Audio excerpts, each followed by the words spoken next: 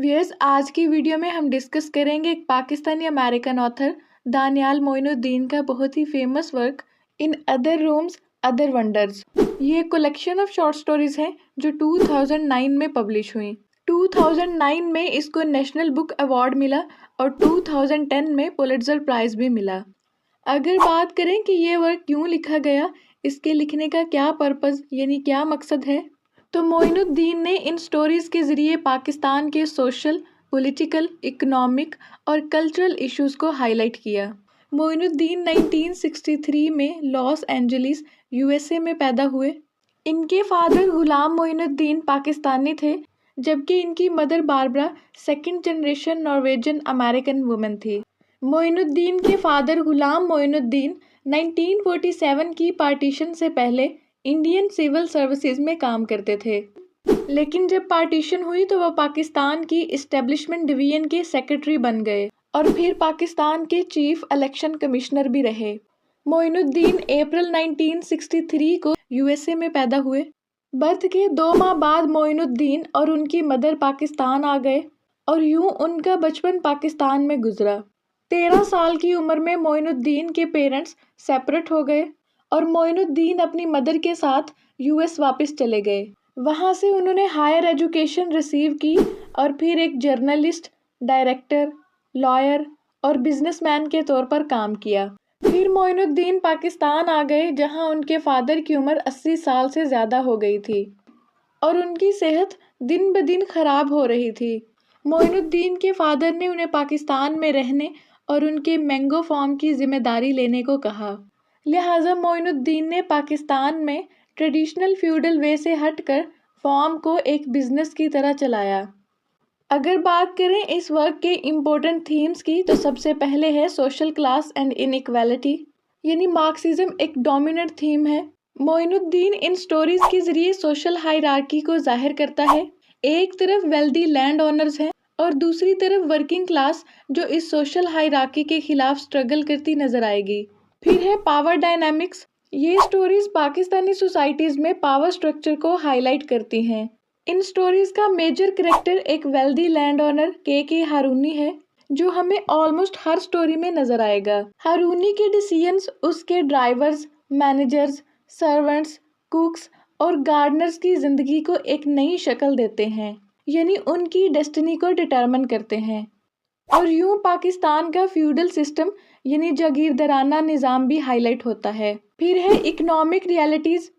Moinuddin agricultural context में पाकिस्तान की economic realities को बयान करता है और दिखाता है कि किस तरह फाइनेंशियल सर्कमस्टांसिस का कैरेक्टर्स की जिंदगियों पर असर होता है। फिर है कल्चरल ट्रेडिशन। इन स्टोरीज में ट्रेडिशन और मॉडर्निटी के दरमियान एक क्लैश दिखाया गया है। फिर है loss and desires. Loss, longings और डिज़ायर्स के जरिए मोइनुद्दीन स्टोरीज में इमोशनल डेप्थ ऐड करता है, ताकि कैरेक्टर्स के एक्सपीरियंस इस तरह से बयान हो कि रीडर उनके साथ कनेक्शन बना सके। फिर है पॉवर्टी। मोइनुद्दीन अपनी इन स्टोरीज के जरिए पाकिस्तान में गुर्बत की चक्की में पिसने वाले लोगों को हाईलाइट करता है। इस कलेक्शन में टोटल 8 स्टोरीज हैं। पहली है नवाबदीन इलेक्ट्रिशियन, दूसरी है सलीमा, तीसरी परवाइड। यूं 1 बाय 1 हम इनको डिस्कस करेंगे। सबसे पहली स्टोरी है नवाबदीन इलेक्ट्रिशियन, जो 3rd पर्सन नैरेटिव में लिखी गई है और पास्ट टेंस यूज किया गया है। इसमें नवाबदीन एक गरीब इलेक्ट्रिशियन है जो अपनी जिंदगी में फाइनेंशियल डिफिकल्टीज को फेस करता है। जवानी में इसे एक लड़की पसंद आई थी, जिससे शादी करने के बाद ये बहुत खुश था। इसके 13 बच्चे थे, जिसमें 12 बेटियां और 1 बेटा था। गुर्बत की वजह से इन बच्चों की परवरिश करना नवाबदीन के लिए मुश्किल था। नवाबदीन के हारूनी के लिए काम करता था। के हारूनी एक रिच और पावरफुल आदमी था, जिसका दुनियापुर में एक फार्म था। दुनियापुर दरियाए सिंध के पास एक जगह का नाम है। लाहौर में इसका एक मेंशन था और बहुत सारे खेत भी थे। नवाबदीन का काम इलेक्ट्रिक मीटर की रीडिंग्स को स्लो डाउन करना था, जिससे इलेक्ट्रिसिटी ज़्यादा इस्तेमाल होने के बावजूद रीडिंग्स कम शो होती थी और बिल भी बहुत कम आता था। यूं के हारूनी ज़्यादा से ज़्यादा बिजली इस्तेमाल करता था, मुख्तलिफ तरह की मशीनें चलाता, मोटर्स चलाता, जिससे खेतों को ज़्यादा से ज़्यादा पानी मिलता था।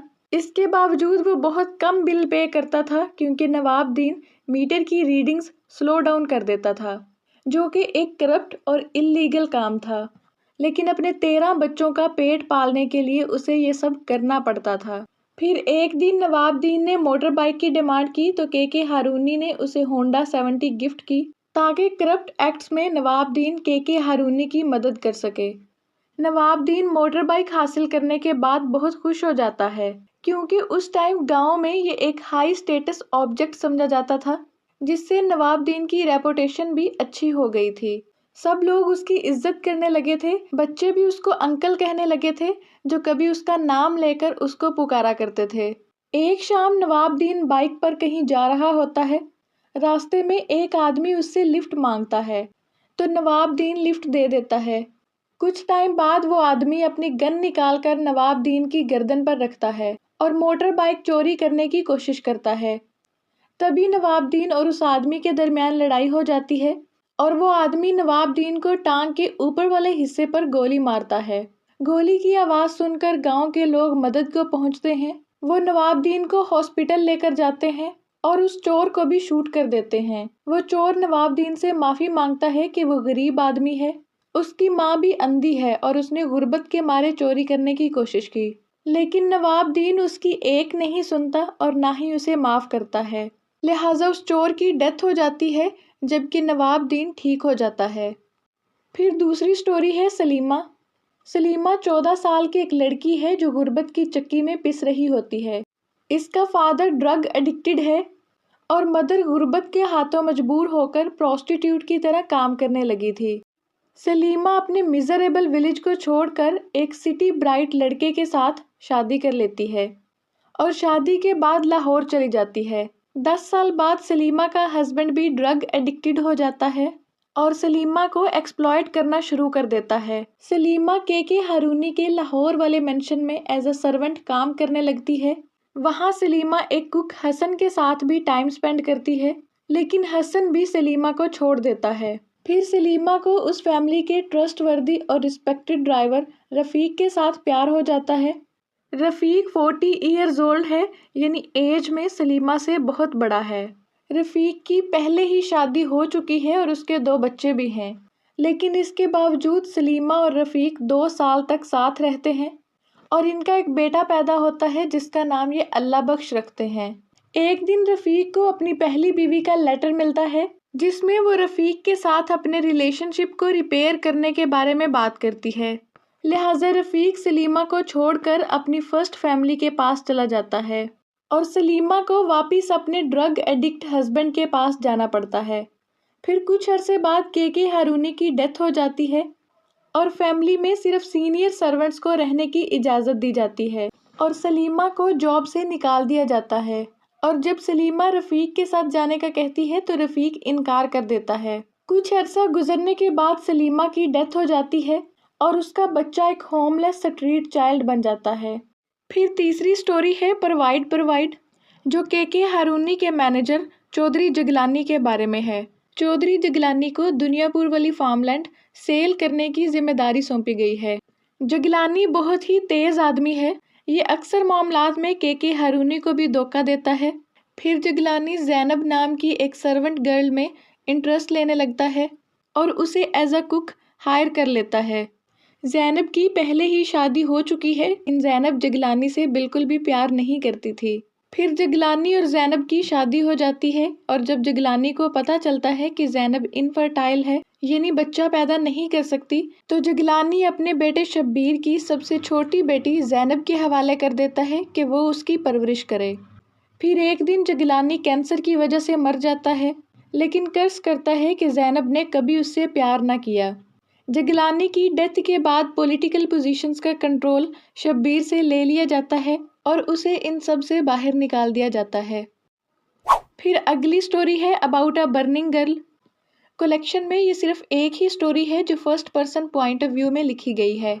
लाहौर हाई कोर्ट का सेशन कोर्ट जज इसको नरेट करता है। ये जज एक करप्ट आदमी है और बहुत ही अनफेयर डिसीजंस करता है। एक बार इस जज का सर्वेंट खादिम अपनी बीमार माँ का हाल पूछने अपने घर वापस जाता है।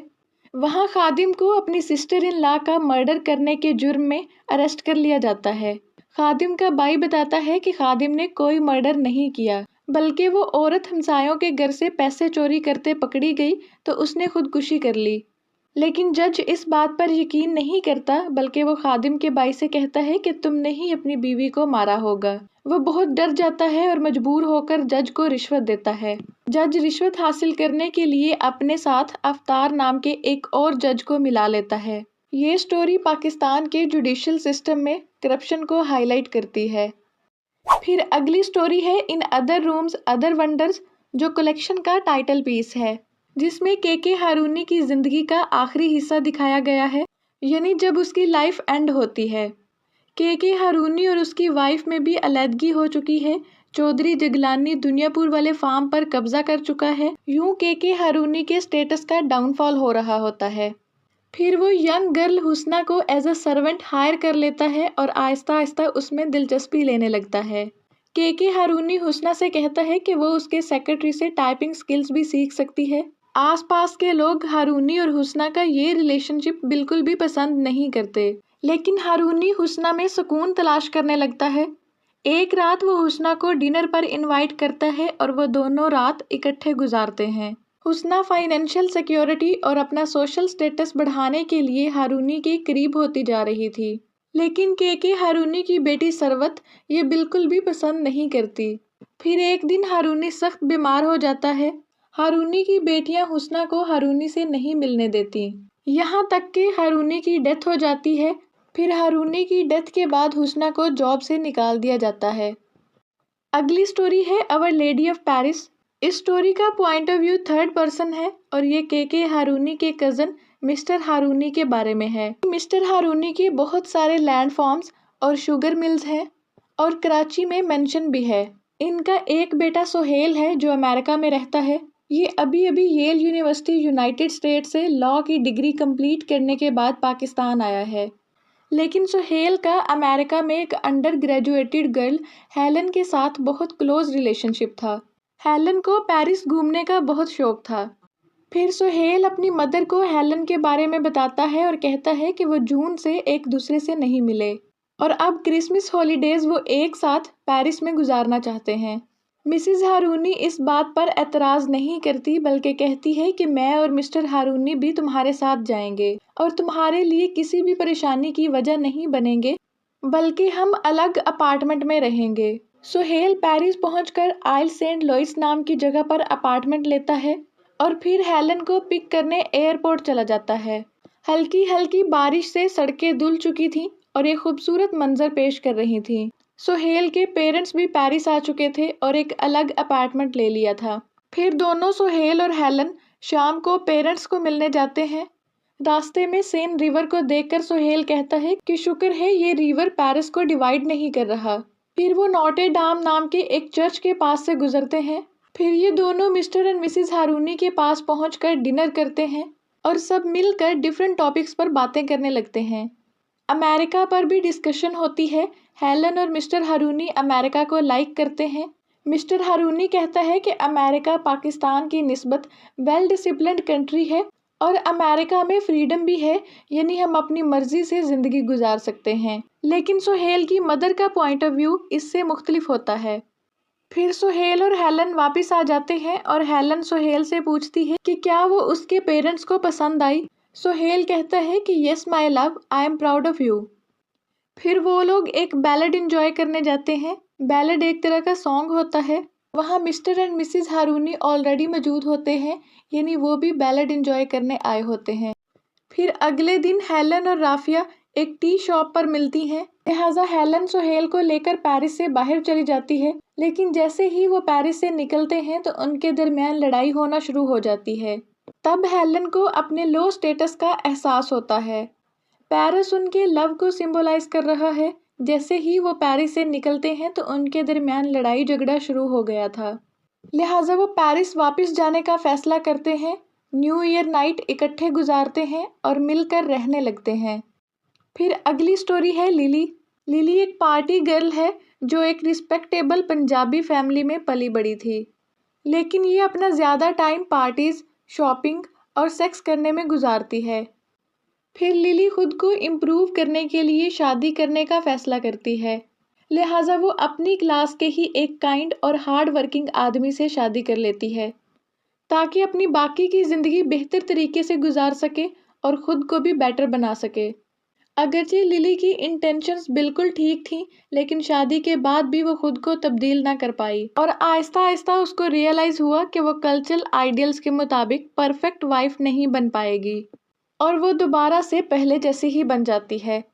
फिर आखिर पे है अ स्पॉइल्ड मैन। ये एक गरीब आदमी की कहानी है जो सख्त मेहनत करता है, यहाँ तक कि वो एक खूबसूरत जवान लड़की से शादी कर लेता है।